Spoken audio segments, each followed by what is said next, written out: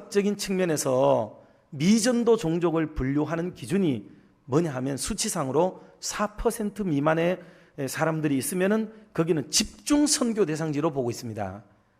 그러니 지금 우리나라의 청소년들만 보면 선교지라고 볼 수가 있을 만큼 참 안타깝고 복음의 볼모지라고 볼 수 있는 그런 정도의 자리를 차지하는 미전도 종족 국가에 해당되는 나라가 사실은 우리나라다, 이렇게 보는 게 정확한 데이터라고 볼 수가 있어요.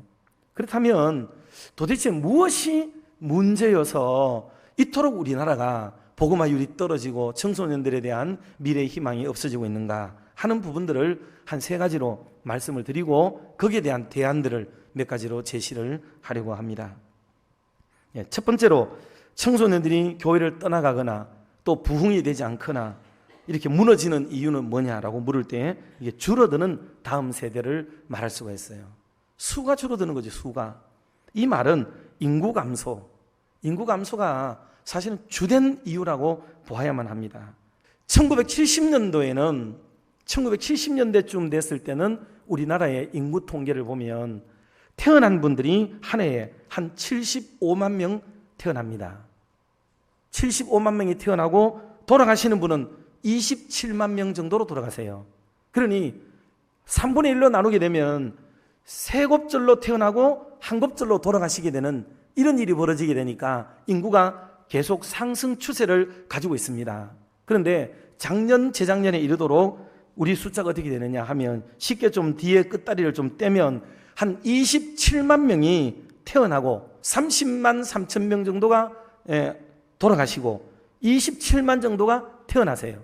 그러니 숫자가 안 맞는 거죠. 그래서 인구 통계를 내면 1도 나오지 않고 0.8을 유지하는 거죠.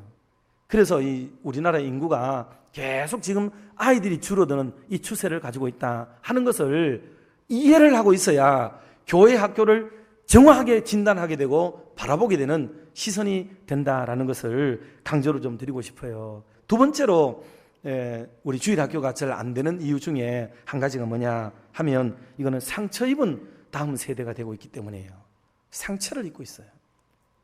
이것은 우리 어른들인 우리들, 저를 포함해서 저도 예배가 아니고 우리 모두가 함께 기성세대, 부모 세대, 어른 세대가 자녀 세대들에게 본을 보이지 못한 이 부분이 무엇보다도 따가운 말씀일 수밖에 없어요.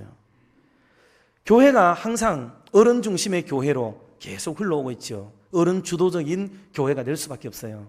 그렇게 해서 흘러내려오는데, 그런데 그 어른들이 주도적인 교회에서 어른들이 본을 보이고 은혜를 끼치고 덕을 세우면 여러분 그 교회 안에 있는 청년 세대, 다음 세대, 학생 세대도 미래 세대도 다 행복하고 좋을 수가 있어요. 그런데 그 어른 세대가 깃발을 잡고 있는 어른 세대가 무너지고 시험에 들고 문제가 생기면 그 이하에 있는 모든 다음 세대 연쇄적으로 무너져 버리게 되고 파산하게 되는 그런 안타까운 모습을 보게 될 수가 있습니다.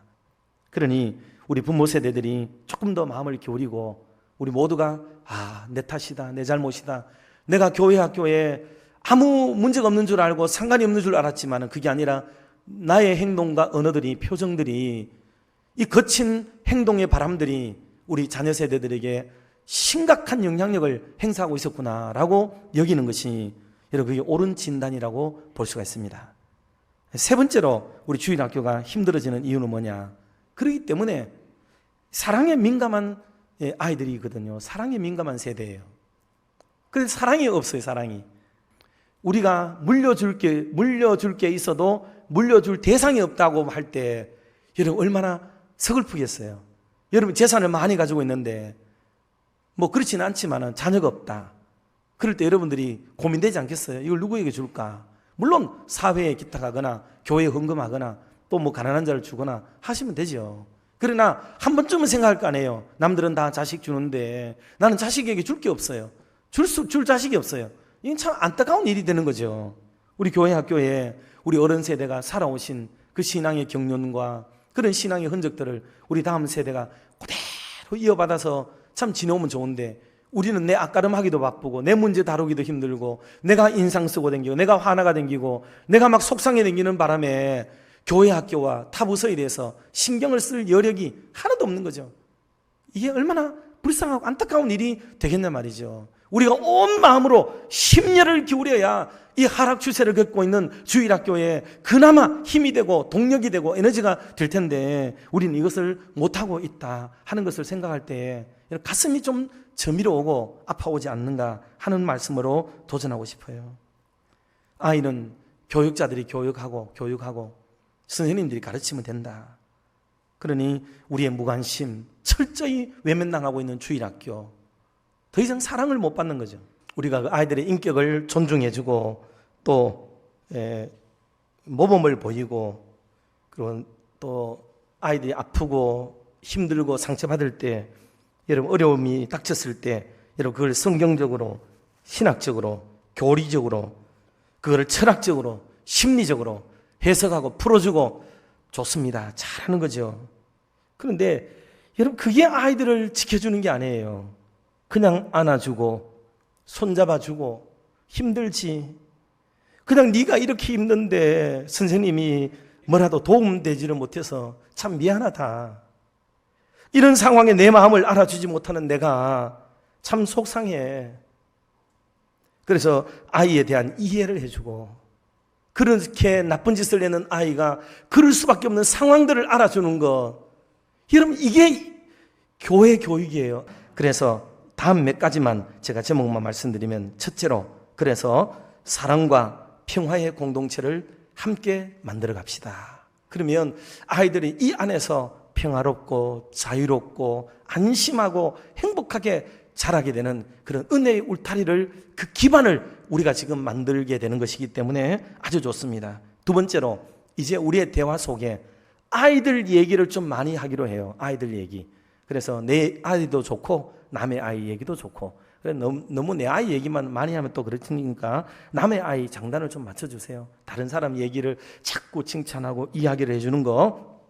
그래서 아이들 얘기, 주일학교 얘기를 좀 많이 해주세요. 교회 안에 막 정서적으로 이게 분위기가 계속 아이들 얘기가 많이 들려져야 돼요. 그리고 어른들이 아이들 이름을 다 좀 외우도록, 지나치는 애들마다 관심을 기울이면서, 아이고 그래 너 맨날 주일마다 모이는데 네 이름이 뭐니? 라고 이름도 좀 물어보고 안아도 주고, 좀 이렇게 해서 그 아이들 얘기를 좀 많이 해 주시라 하는 거. 세 번째는 아이의 이름을 부르면서 이제 앞으로 기도해 주세요.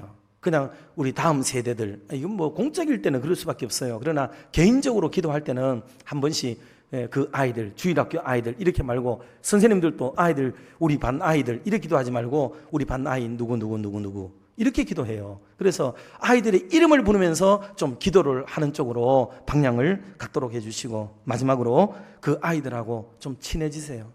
아이들하고 뭐 사탕을 먹든지, 아이들이 좋아하는 아이스티를 사두든지, 그렇게 하면서 식사를 함께 하든지, 햄버거를 사두든지 하면서 아이와 잠깐의 교제를 나누면서 애들과 친해져서, 애들이 교회에 오면은 친해진 어른이 있다는 데 대한 자부심과 기쁨, 우리는 아이에 불과하지만 아이가 볼 때는 우리 어른들을 높게 봐요. 크게 봅니다. 그런 우리들이 손을 먼저 내밀고 아이에게 다가가면 그 아이는요 얼마나 기뻐하고 행복하고 좋아할까 하는 것을 생각해 보게 됩니다. 자, 끝으로 23절 4절 말씀만 우리 합독하고 마치도록 하겠습니다. 같이 봅니다.